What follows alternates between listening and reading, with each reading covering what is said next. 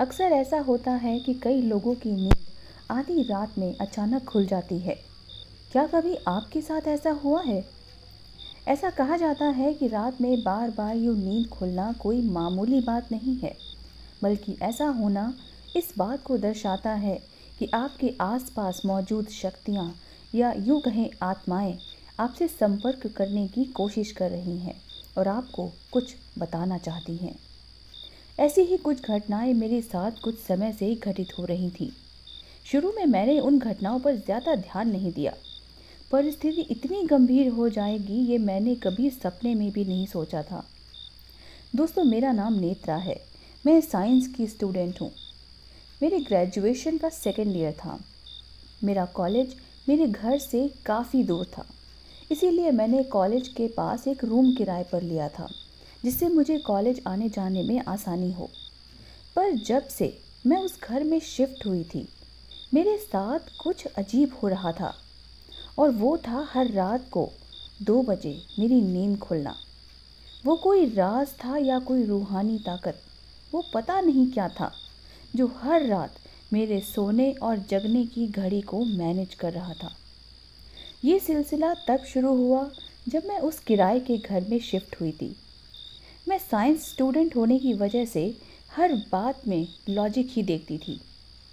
पढ़ाई करने के लिए मुझे देर रात तक जागना पड़ता था। उसके बाद चाहे मैं 10 बजे सोऊं या 12 बजे, कुछ ना कुछ ऐसा होता था कि मेरी नींद रात को ठीक 2 बजे खुल जाती, और जब मैं उठकर लाइट जलाकर देखती तो घड़ी में ठीक 2 बज रहा होता। शुरू में मुझे लगा कि दिन में ज़्यादा सोने की वजह से ऐसा हो रहा है, इसलिए मैंने दिन में सोना छोड़ दिया। मैंने देर रात तक पढ़ाई करना शुरू कर दिया, जिससे मुझे थक कर गहरी नींद आए। पर रात को हल्की सी भी आवाज़ या कोई बुरा सपना देखकर मेरी नींद खुल ही जाती, और जब मेरी नज़र दीवार पर लगी घड़ी पर जाती तो उसमें ठीक 2 बज रहा होता था। जब ऐसा लगातार होने लगा तो मैंने एक दिन गुस्से में आकर अपनी अलार्म क्लॉक को 15 मिनट स्लो कर दिया। मैं देखना चाहती थी कि क्या अभी मेरी आंख 2 बजे ही खुलती है। फिर मैं अपनी जगह एकदम निश्चिंत होकर लेट गई। मैं हल्की नींद में थी, तभी मुझे मेरी बालकनी के दरवाजे पर एक दस्तक सुनाई दी। मेरे कमरे में उस वक्त पूरी तरह अंधेरा था। मैंने अपने चेहरे से ब्लैंकेट हटाया और दरवाजे की तरफ देखा तो मुझे ऐसा लगा जैसे वहाँ कोई खड़ा है। मुझे एक परछाई दिखाई दी। मैंने और थोड़ा ध्यान से देखा, पर उसका चेहरा साफ नज़र नहीं आ रहा था। मैंने दरवाजे के पास जाकर देखने की कोशिश की, पर उस वक्त मैंने जो देखा उससे मेरे पूरे शरीर में एक बिजली सी दौड़ गई। वो एक काली परछाई थी जिसका चेहरा बालों से ढका हुआ था। मैंने दरवाजे के शीशे पर और ध्यान से देखा तो बालों के बीच 2 चमकती आंखें दिखाई दी। वो आंखें बिल्कुल सफ़ेद थीं और मुझे घूर रही थीं। तभी वो दरवाज़ा अपने आप खुल गया और उस परछाई ने मेरा हाथ पकड़ लिया। मैं अपना हाथ छुड़ाने की पूरी कोशिश कर रही थी, पर वो पकड़ बहुत मज़बूत थी। तभी मेरी आँख खुल गई। वो एक सपना था, एक बुरा सपना। इतनी ठंड में भी मैं पसीने से पूरी भीग चुकी थी। डर से मैं थर-थर काँप रही थी। मैंने लाइट ऑन की तो देखा घड़ी में 2 बज रहे थे। फिर मैंने अपने मोबाइल में टाइम देखा तो उसमें भी 2 ही बज रहे थे। पर ऐसा कैसे हो सकता था? मैंने तो अलार्म क्लॉक 15 मिनट स्लो की थी। फिर दोनों घड़ी एक जैसा टाइम कैसे बता सकती हैं? अब तो मेरा सिर चकराने लगा था। वो कोई तो शक्ति थी जो मुझे रात को ठीक 2 बजे जगाती थी। आखिर वो मुझसे क्या कहना चाहती थी, क्या बताना चाहती थी? अगले दिन सुबह मैं तैयार हुई और अपनी फ्रेंड जिया के साथ कॉलेज निकल गई। जिया का घर मेरे रूम से काफ़ी नज़दीक था। हम दोनों साथ ही कॉलेज आया जाया करते थे। मैंने जिया से रात वाली घटना के बारे में बताया, पर उसने भी मेरी बात हंस के टाल दी। मैंने अपनी मम्मी पापा से भी इस बारे में कुछ नहीं कहा, ये सोचकर कि कहीं वो परेशान ना हो जाएं। पर मैं इतना डर रही थी कि रात होने के नाम से ही मुझे घबराहट हो रही थी। किसी से कहती तो शायद वो मुझे पागल ही समझता, इसलिए मैंने ये बात और किसी को नहीं बताई। पर अगली रात जब मैं सो रही थी, अचानक कुत्तों के रोने की आवाज़ से मेरी आँख खुल गई। पर उस वक्त पता नहीं क्या हुआ, मैं चाह कर भी अपने आप को हिला ही नहीं पा रही थी। मेरा गला सूख रहा था, पर मैं उठ ही नहीं पा रही थी। मुझ पर एक अजीब सा भार अपने ऊपर महसूस हो रहा था। तभी मैंने पूरा जोर लगाया और अचानक उठकर बैठ गई। शायद मुझे स्लीप पैरालिसिस हुआ था। मैंने मोबाइल में टाइम देखा तो 2 बज रहे थे। मैं उठकर फ्रिज से पानी की बोतल निकाली और पानी पीने लगी। तभी मैंने देखा कि मेरी बालकनी वाली खिड़की खुली हुई है। मैं उसे बंद करने के लिए आगे बढ़ी तो अचानक एक तेज़ ठंडी हवा का झोंका आया और मैं ठंड से कांप गई। मैंने जाकर खिड़की बंद करने की कोशिश की। तभी मेरी नज़र सड़क पर लगी स्ट्रीट लाइट पर पड़ी। मैंने नीचे किसी को खड़े देखा। वो लगातार मेरी ही तरफ घूर रहा था। उसे देखकर मेरा दिल ज़ोरों से धड़कने लगा। दिमाग किसी अनहोनी के डर से बार बार वहाँ से हटने की चेतावनी दे रहा था, लेकिन मेरी नज़रें एक अजीब सा आकर्षण महसूस कर रही थीं। वो लगातार मेरे घर की तरफ ही देख रहा था। मुझे थोड़ा अजीब लगा।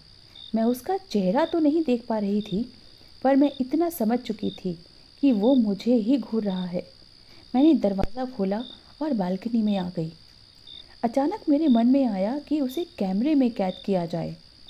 मुझे पता था कि रात को किसी भी चीज़ को कैमरे में कैद नहीं करना चाहिए, क्योंकि उसके साथ कुछ साए भी कैद हो जाते हैं जो कभी आपके कैमरे का साथ नहीं छोड़ते।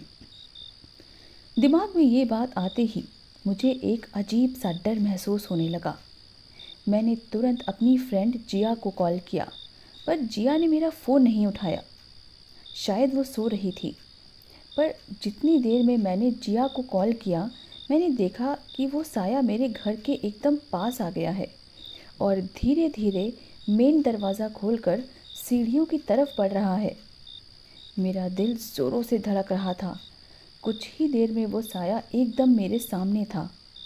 मेरा पूरा शरीर पसीने से भीग गया था और डर से थर थर काँप रहा था।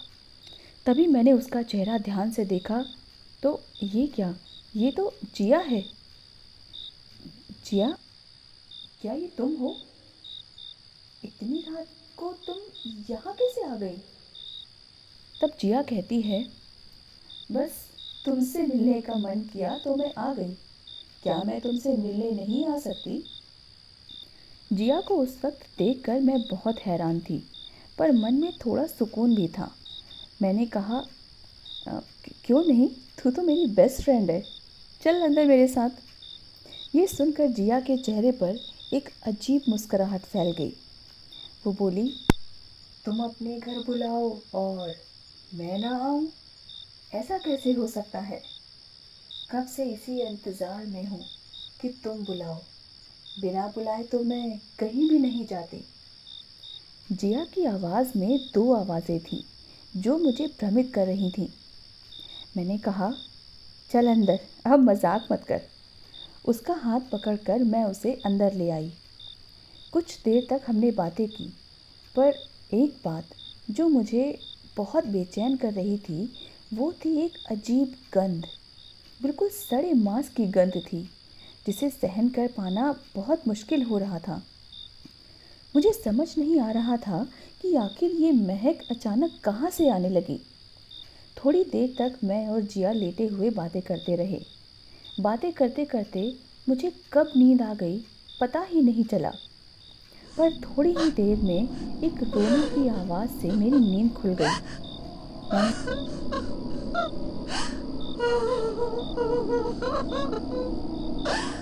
मैंने देखा कि जिया बेड पर नहीं है और रोने की आवाज़ लगातार आ रही है। मैंने लाइट ऑन करने की कोशिश की, पर शायद लाइट नहीं आ रही थी। मैंने मोबाइल की फ्लैश लाइट ऑन की तो देखा जिया दीवार की तरफ मुंह करके खड़ी है और अपना सिर बार बार दीवार पर मार रही है। मैं जिया के पास गई और उसके कंधे पर हाथ रखते हुए कहा, ज, ज, जिया जिया क्या हुआ? तुम रो क्यों रही हो? अभी रोने की आवाज़ आनी बंद हो गई। वो बदली हुई आवाज़ में कुछ रोते हुए बड़बड़ाने लगी। मेरी क्या गलती थी? उसने मुझे क्यों मार दिया? मैं कितना रोई, कितना गिड़गिड़ाई थी, पर उस हैवान ने मुझ पर बिल्कुल दया नहीं दिखाई। उसने पहले मुझ पर चाकू से वार किया, फिर जिंदा ही इस दीवार में चिन दिया। कितना तड़पी थी मैं, कितना रोई थी। मैं चुपचाप उसकी बातें सुन रही थी। मेरे कुछ भी कहने की हिम्मत नहीं हो रही थी। मैं धीरे से अपना पैर उठाकर पीछे हटने लगी और जैसे ही वहाँ से भागने के लिए पलटी, वो भग से मेरे सामने आकर खड़ी हो गई। मुझे ऐसा लगा जैसे एक तेज़ बिजली का झटका लगा हो। मेरा शरीर थर थर काँप रहा था। उसने अपनी गर्दन मोड़ते हुए पूछा, क्यों मारा? क्यों मारा उसने मुझे? क्या गलती थी मेरी? मैं जीना चाहती थी, अपने माँ बाबा की सेवा करना चाहती थी, पर मेरा सपना अधूरा रह गया। क्यों किया उस हैवान ने ऐसा? उस वक्त उसका चेहरा एकदम मुर्दा इंसान की तरह लग रहा था। आंखें एकदम सफ़ेद थी और उसके पास से तेज़ सड़े मांस की गंध आ रही थी। मैं ये समझ चुकी थी कि ये जिया नहीं है, पर वो जो भी थी मुझसे क्या चाहती थी ये मैं समझ नहीं पा रही थी। वो अपनी सफ़ेद डरावनी आँखों से मेरी तरफ देख रही थी। मैं दीवार से सटी हुई एकदम शांत खड़ी थी। मेरे गले से आवाज़ ही नहीं निकल रही थी, मानो मेरी सांस अटक गई हो। मैंने बड़ी मुश्किल से अपनी थरथराती आवाज़ में कहा, हाँ हाँ हाँ, गलत हुआ है तुम्हारे साथ। मेरी बात सुनकर वो अपनी गर्दन को सीधा करती हुई बोली, अब मैं तुझे भी मार डालूंगी, तुझे मरना होगा। ये सुनते ही मेरा कलेजा मुंह को आ गया। मैं अपना पैर उठाने की कोशिश कर रही थी, पर मेरी हर कोशिश नाकाम हो रही थी। तभी जिया ने अपना हाथ बढ़ाकर मेरा गला पकड़ लिया और उसके नुकीले नाखून मेरे गले में धंसने लगे। मेरा सांस लेना भी मुश्किल हो रहा था। उसी वक्त मैंने मन ही मन माँ दुर्गा का नाम लिया और पूरा जोर लगाकर अपने पैरों को उठाया और तेज़ी से वहाँ से भाग निकली। उस वक्त मुझे ऐसा लगा जैसे मेरी आत्मा ही मेरे शरीर से निकल गई हो। जिया के हंसने की आवाज़ें अभी भी मेरे कानों के पास गूंज रही थी।